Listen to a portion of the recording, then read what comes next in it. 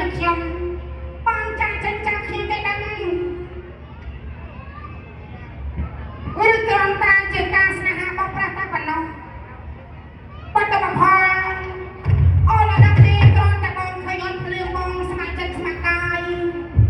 នៅប្រងរត់នៅជាមួយនឹងអូនមិនកូនណាអូនទៅចាស់ចោលបងយ៉ាងដូចឆ្នាំទេបាត់ទៅបំផុត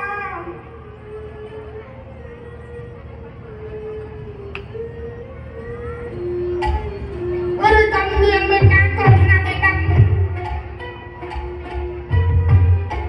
បងកុំបំផុតប្រចាំ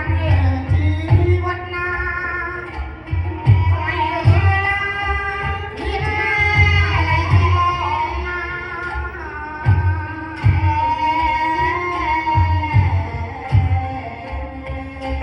នួនអងគ្រាទីស្វាមយាគ្រាឆ្ងាយក្នុងព្រៃបត់ដំណឹងសូណាមានដីទីណា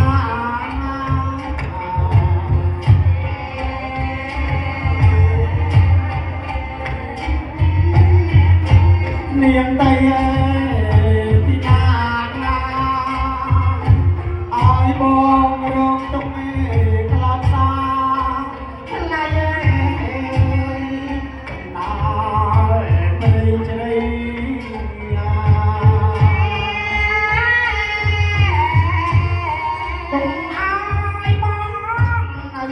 ថ្លៃដល់ហើយហើយណាស្រីវាបីយ៉ាងអូនមកហើយមកចាំចិត្តទេបងអើយ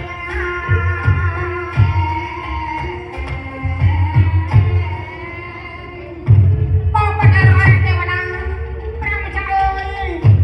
មុននឹងទូព្រះបង្គំឃ្លីឆ្ងាយពីបាតុបផលទូព្រះបង្គំបានផ្ដាំផ្ញើឲ្យព្រះអង្គមើលថ្ងៃនៃអគ្គមហេសីទូព្រះបង្គំផងឥឡូវនេះបាត់ហើយបាត់ដំណឹងសូនឆឹងតែម្ដងមិនកើតទេខ្ញុំជឿជាក់ថាបាតុបផលនេះប្រកាសជាអត់ក្បត់ខ្ញុំ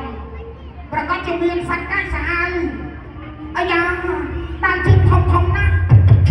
ប្រកាសជាមានសត្វអ្វីហើយយកបាតុបផលចាក់ចេញពីព្រៃនេះមិនកើតទេ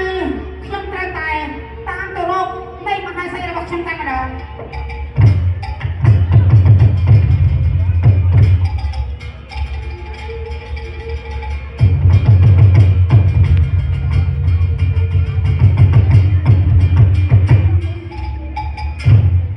ការធ្វើដំណើររបស់ខ្ញុំឆ្លងកាត់បណ្ដាទីព្រៃមួយមកដល់ទីព្រៃមួយហើយមកសពប្រមាណយកនាទីខ្ញុំអាចធ្វើដំណើរទៅមហានគររបស់ខ្ញុំហើយយកតា